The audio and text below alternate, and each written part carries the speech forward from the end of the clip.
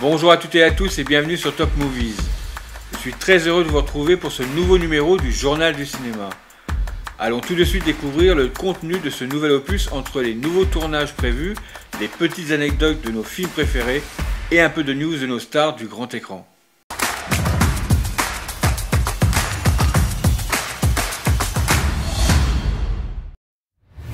La mort va de nouveau frapper très bientôt dans nos salles obscures. La saga Destination Finale sera officiellement de retour pour un 6e épisode.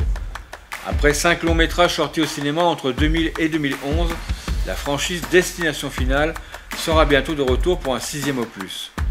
Quant au script, il sera signé par le scénariste à qui l'on doit l'écriture des nouveaux Scream. Pour rappel, la saga Destination Finale a rapporté 665 millions de dollars de recettes mondiales en 5 épisodes. La production a annoncé que dès que la grève d'Hollywood prend fin, le tournage de Destination Finale 6 attaquera. Pour se remettre dans l'ambiance et en attendant ce 6e volet, on vous repasse la bande-annonce du 5e opus.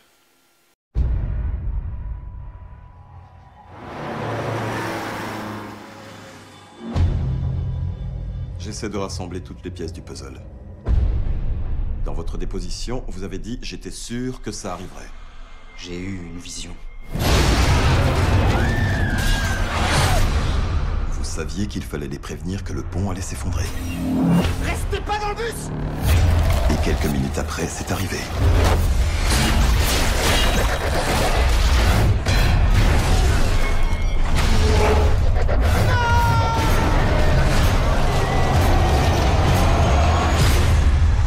Je vais vous dire ce que je crois.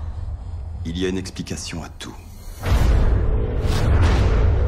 Les autorités qualifient l'effondrement du pont d'acte apocalyptique de la nature. Ça avait une cause naturelle? C'est plutôt carrément surnaturel. La mort n'aime pas se faire berner. J'ai déjà vu ça. Quelques chanceux survivent à un désastre. Ensuite, l'un après l'autre, la mort vient les prendre.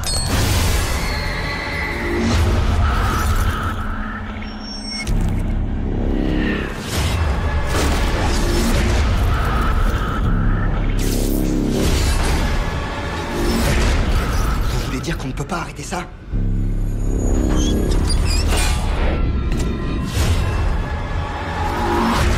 Vous n'êtes pas censé être là. Alors laissez la mort prendre n'importe qui à votre place. Une minute. Si on tue quelqu'un, on récupère sa vie?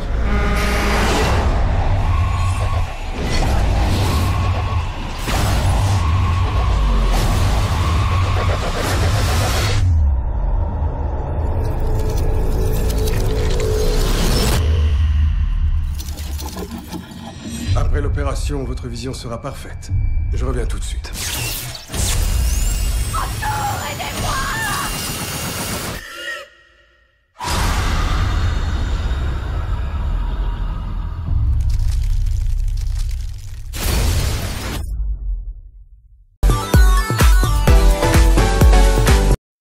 Après Oppenheimer et Napoléon, voici le prochain biopic événement sur une figure historique. Ce projet annoncé il y a plus de 2 ans entre enfin en tournage. Il s'agit du biopic consacré au général de Gaulle. Le choix de son acteur principal est enfin annoncé. Celui qui rentrera dans la peau du général sera Simon Abkarian. Le dernier acteur en date à avoir endossé le rôle du général de Gaulle sur grand écran était Lambert Wilson en 2020 dans le film de Gabriel Le Beaumain, tout simplement nommé De Gaulle.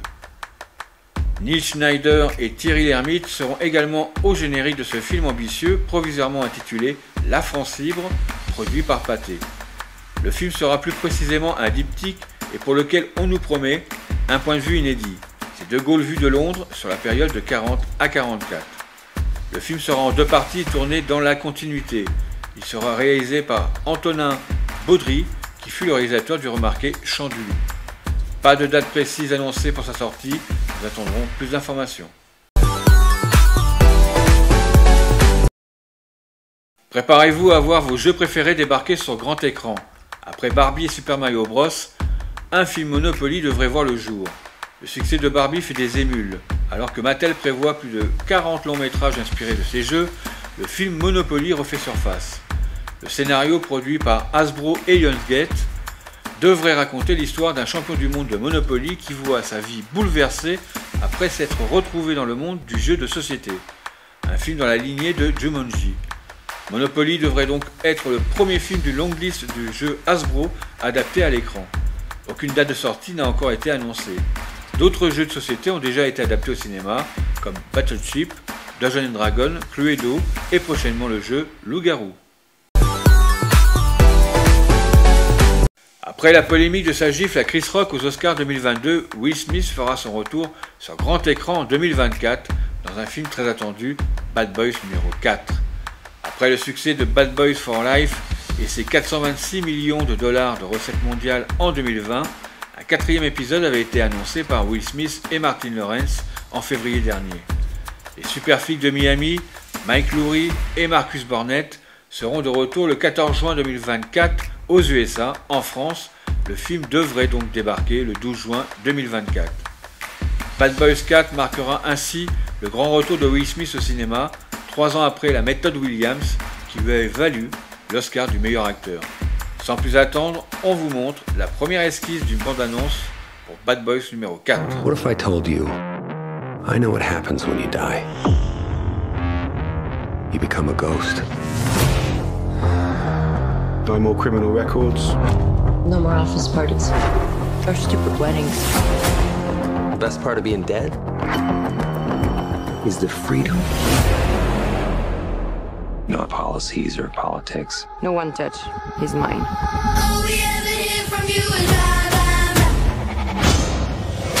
We answer to no one.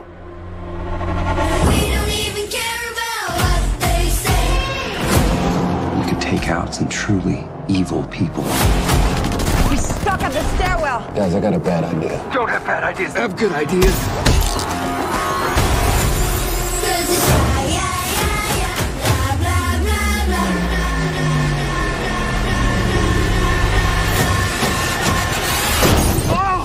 Was that a bad guy?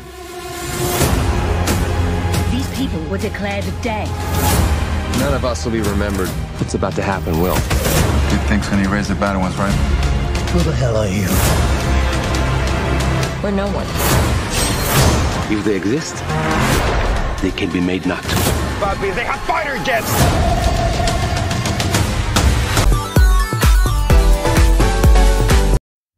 Scream 7 verra le jour, mais avec d'autres réalisateurs que le Scream 6. Le prochain volet de la franchise devrait être mis en scène par Christopher London, le fils de Michael London, alias Charles Ingalls, à qui l'on doit déjà les films d'horreur comme Happy Birthday et Freaky.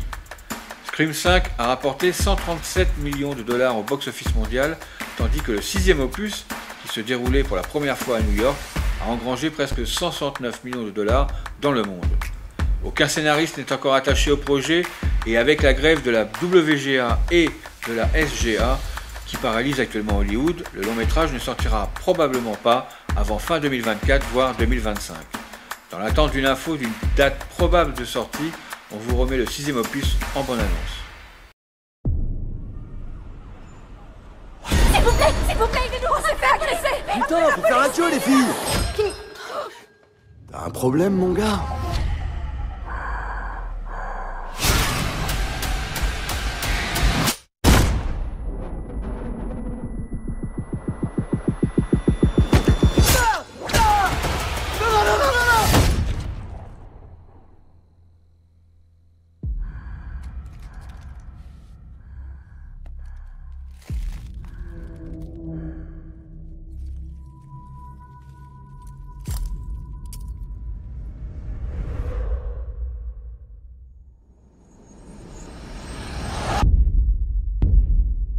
Je vis avec ce secret. Il y a une noirceur au fond de moi. Il m'a suivi jusqu'ici. Et il va continuer à nous traquer. On se casse. On a un passé en commun. Il est différent des autres Ghostface. C'est quoi cet endroit? Un sanctuaire. On l'attire ici. Et là, on le bute. Allô? On va jouer à un jeu. Tu sais que tu dois être le 10e gars qui s'amuse à ça, et ça se termine jamais bien pour l'abruti derrière le masque. Peut-être. Mais n'y en a jamais eu un comme moi, Gale.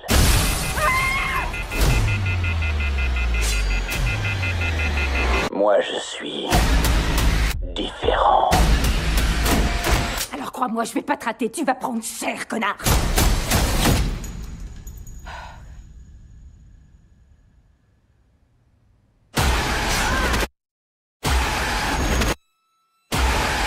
C'est moi que tu veux. Ok, finissons-en.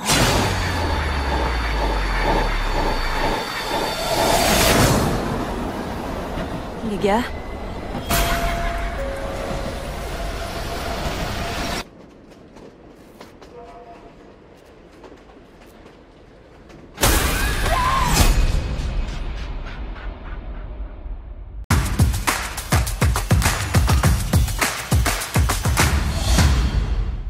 Le box-office français est dominé par la Barbie Mania qui va dépasser ce week-end sûrement les 4 millions d'entrées dans nos salles. Elle est suivie par le phénomène Oppenheimer qui lui devrait ce week-end dépasser les 3 millions d'entrées. Les autres poursuivants auront du mal à les rattraper et ne pourront que constater les dégâts.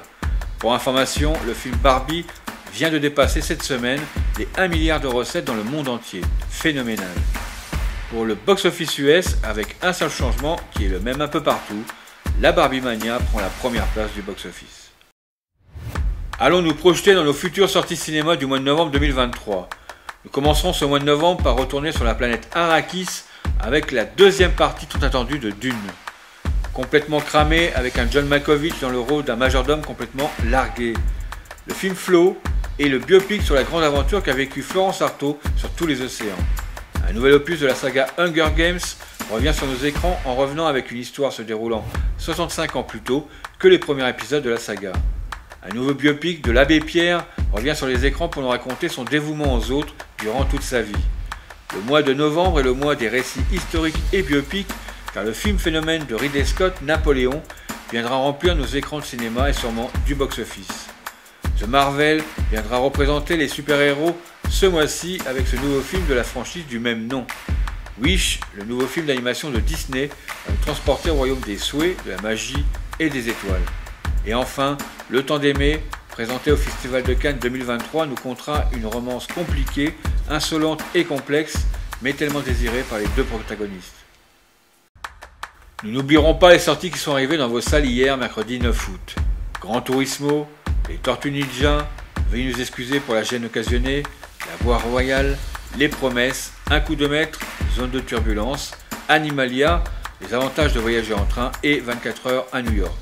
Vous retrouverez toutes les bandes annonces de ces films dans la vidéo sortie du cinéma du 9 août.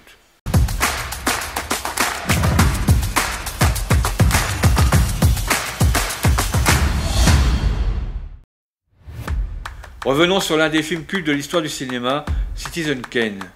Ce film est considéré par le public ainsi que par les critiques du monde entier comme un des meilleurs de sa génération et même encore aujourd'hui comme un monument du cinéma mondial. En 1941, alors qu'il est âgé de 26 ans seulement, Orson Welles signe son tout premier long métrage en tant que réalisateur. Aujourd'hui encore considéré comme une œuvre majeure du 7e art par les historiens du cinéma, Citizen Kane est un coup d'essai qui se révèle être un coup de maître. En véritable homme orchestre qu'il est déjà, Welles coproduit et coécrit son film dont il incarne également le personnage principal, le mystérieux milliardaire Charles Foster Kane. Truffé de trouvailles et d'inventions de mise en scène, Citizen Kane bouleverse le langage cinématographique et participe considérablement à faire évoluer le genre. Nommé aux Oscars à 9 reprises, le film se hisse surtout au sommet des listes des cinéphiles et figure presque systématiquement sur le podium des classements qui s'emploient à référencer les œuvres incontournables du cinéma. On vous laisse revoir la bande-annonce de l'époque et pour certaines ou certains de découvrir ce film. À voir absolument. Your complete attention! Pour la première fois en Blu-ray. Is that really your idea of how to run a newspaper? I don't know how to run a newspaper, Mr. Thatcher. I just try everything I can think of. Élu meilleur film par l'American Film Institute. I make no campaign promises. Citizen Kane. You talk about the people as though you own them. Toast, Jedediah, to love on my terms. L'édition collector avec un livre exclusif de 85 pages. Rosebud. Mr. Kane was a man who got everything he wanted and then lost it. Find out about Rosebud. Maybe Rosebud was something he couldn't get or something he lost. Citizen Kane. Il y a 2 ans et demi, Marvel créait l'événement avec Spider-Man No Way Home. Une nouvelle aventure de Peter Parker qui s'était hissé au sommet du box-office mondial et qui avait émis des étoiles dans les yeux de 3 générations de spectateurs en réunissant pour la première fois à l'écran Tom Holland, Andrew Garfield et Tobey Maguire, les 3 acteurs ayant joué le rôle de l'homme araignée dans les opus précédents. Tobey Maguire, qui avait incarné Spider-Man 20 ans plus tôt dans la trilogie de Sam Raimi et qui s'était fait très rare sur les écrans depuis plusieurs années, a récemment confié à quel point il avait adoré remettre le costume de l'homme araignée qui, apparemment, lui avait manqué. Il a déclaré également qu'il avait énormément apprécié de jouer avec ses 2 autres collègues, Tom Holland et Andrew Garfield, et que l'entente sur les plateaux avait été de très bons moments de cinéma et d'amitié. Pour rappel, Tobey Maguire a été interprète de Peter Parker dans les 3 premiers longs métrages de la saga Spider-Man, considérés par de nombreux fans comme les meilleures adaptations. Il n'avait plus eu l'occasion d'incarner celui-ci depuis près de 15 ans. C'est parti pour la bande-annonce de l'époque du très bon Spider-Man No Way Home. Oh écoute, celui-là tu vas rire. Certains avancent qu'à l'instar des araignées mâles, Parker possède le pouvoir d'hypnotiser les femelles. Arrête, s'il te plaît. Oui, mon maître araignée. Et si on restait sur ce toit toute la journée? C'est trop la folie en bas. Eh oui, messieurs, dames, Spider-Man n'est autre que Peter Parker. Écoutez, je n'ai pas tué Mysterio. Ce sont les drones. Ces drones, ce sont les vôtres. Quelque part, tu te sens pas un peu soulagé? Qu'est-ce que tu veux dire? Maintenant que tout le monde est au courant, t'es plus obligé de te cacher, ni de mentir. Pour info, j'ai jamais voulu te mentir. Mais c'est pas simple d'expliquer à quelqu'un qu'on est Spider-Man. Aujourd'hui, le monde entier est au courant. Et dans cette histoire, y a pas que moi. Beaucoup de gens souffrent. Je dois trouver un moyen d'arranger tout ça. Alors, Peter, que me vaut ce plaisir? Désolé de vous déranger, monsieur. Voyons, on a sauvé la moitié de l'univers ensemble. Je crois qu'on a dépassé le stade des messieurs. Ok, Steven. Ça fait bizarre, mais tu as le droit. Quand Mysterio a révélé mon identité, ça a foutu un gros bordel dans ma vie. Je me demandais si vous pouviez faire un truc pour annuler tout ça. Strange, ne vous servez pas de cette magie. C'est trop dangereux. Très bien. Je n'en ferai rien. Bientôt, le monde entier aura oublié que Peter Parker est Spider-Man. Quoi? Le monde entier? On peut faire des exceptions? Le sortilège ne permet aucune exception. Alors MJ va oublier toutes les choses qu'on a vécues. N'interfère pas avec le sortilège. Oh purée, Ned est mon meilleur pote. Oh, et ma tante May. Stop, tais-toi!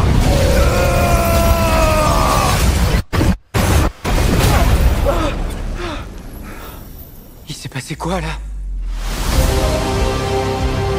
Nous avons altéré la stabilité de l'espace-temps.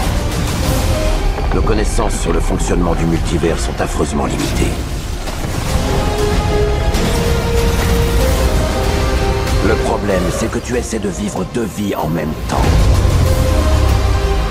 Si tu persistes à le faire, ça risque de devenir dangereux.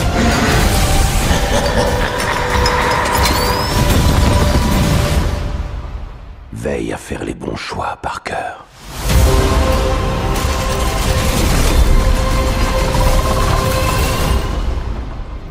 Salut, Peter.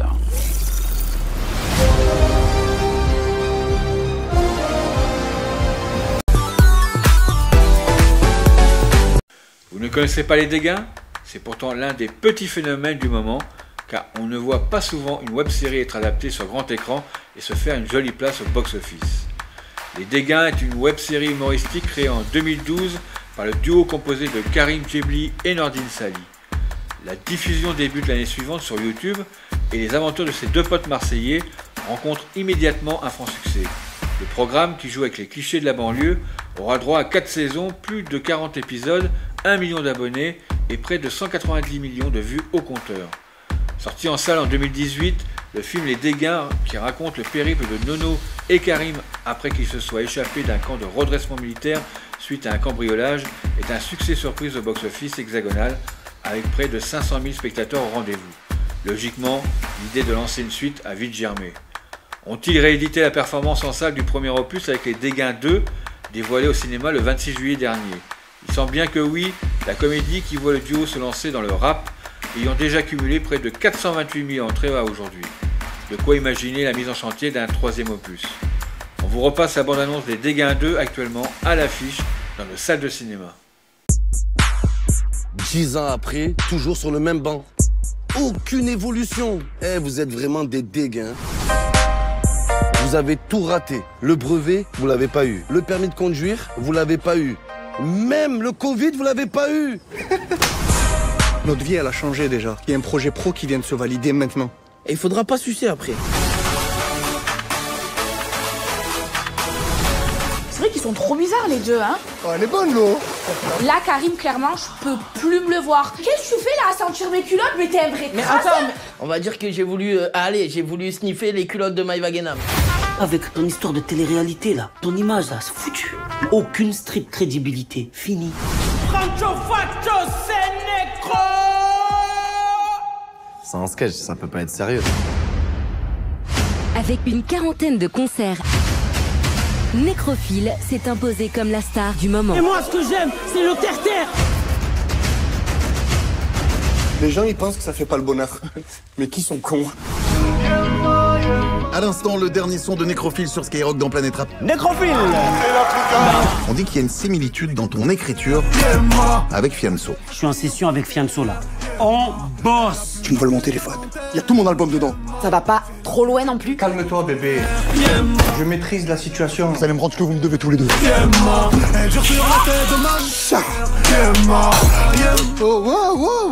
Vous avez l'oseille? C'est quoi ça? C'est des bitcoins. C'était ma gueule, c'est pas possible. Oh! Non, non. C'est vrai que j'ai parlé un peu trop fort là.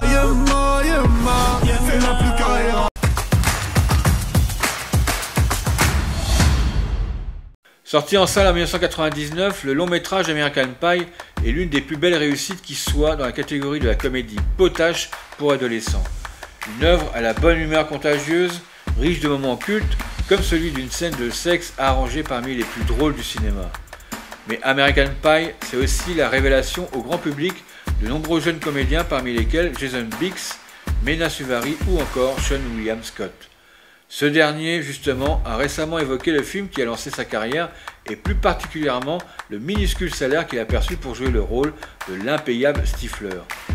Sean William Scott a ainsi révélé n'avoir été payé que 8 000 $ pour jouer dans American Pie.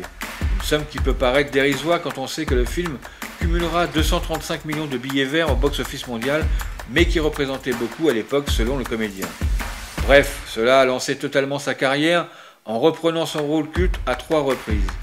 Du coup, le salaire avait largement varié car il a été payé 5 millions de $ pour le 4e film sorti en salle en 2012, soit 625 fois plus que son premier cachet pour la saga. Alors pour se faire plaisir, un petit extrait d'American Pie 3 avec notre cher ami Stifler. Pour incarner Oppenheimer, Cillian Murphy n'a pas hésité à donner de sa personne, se plonge en corps et âme dans ce rôle exigeant. Oppenheimer, sorti au cinéma le 19 juillet, va dépasser les 3 millions d'entrées en France. À l'international, le biopic de Christopher Nolan a récolté pour le moment la coquette somme de 300 millions de $. L'acteur principal, Cillian Murphy, a donné une interprétation d'une qualité extraordinaire, époustouflant ses collègues et comparses jouant à ses côtés dans le film, et a émerveillé le réalisateur Christopher Nolan qui a, franchement, dans toute sa carrière, jamais été témoin d'un tel sacrifice de la part d'un acteur principal. Cela sent les récompenses à venir pour Cillian. Le comédien Kevin Spacey a été déclaré non coupable d'agression sexuelle à l'issue de son procès londonien. En octobre 2022, le tribunal de Manhattan rendait un premier verdict dans une affaire d'agression sexuelle concernant Kevin Spacey. L'acteur de 64 ans avait été reconnu non coupable de ces faits qui remontaient à 1986. Le 26 juillet, selon Le Monde, le comédien a également été acquitté après son procès londonien pour agression sexuelle. Cette fois, l'acteur devait répondre des faits s'étant déroulés entre 2001 et 2013, lorsqu'il était directeur du théâtre Old Vic à Londres. Kevin Spacey était accusé d'agression sexuelle par 4 hommes. Tout cela continue chaque semaine sur ces fameuses affaires d'agression sexuelle à répétition. Ce que l'on peut retenir, c'est que pour l'instant, nous avons beaucoup de non-lieux et non-coupables. Alors, très bon avocat ou victime réellement de malfaiteurs et arnaqueurs de stars ou hommes fortunés? Cette réponse reste en suspens. Alors n'attendez pas et abonnez-vous dès aujourd'hui pour recevoir les notifications des nouvelles vidéos. Partagez celle-ci pour la faire connaître autour de vous. Si vous avez apprécié cette vidéo, laissez-nous un petit pouce bleu. Un mail est à votre disposition, un canal Telegram, un groupe WhatsApp ainsi qu'une page Facebook, Instagram et TikTok pour des échanges instantanés et en direct. Vous retrouverez tous ces liens dans la description de la chaîne.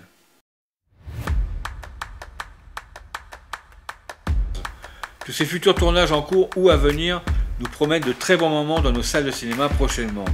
Je vous donne rendez-vous ce dimanche pour la diffusion de vos futures sorties cinéma du mercredi 16 août avec l'arrivée d'un nouveau super-héros, Blue Beetle, et le retour des As de la jungle.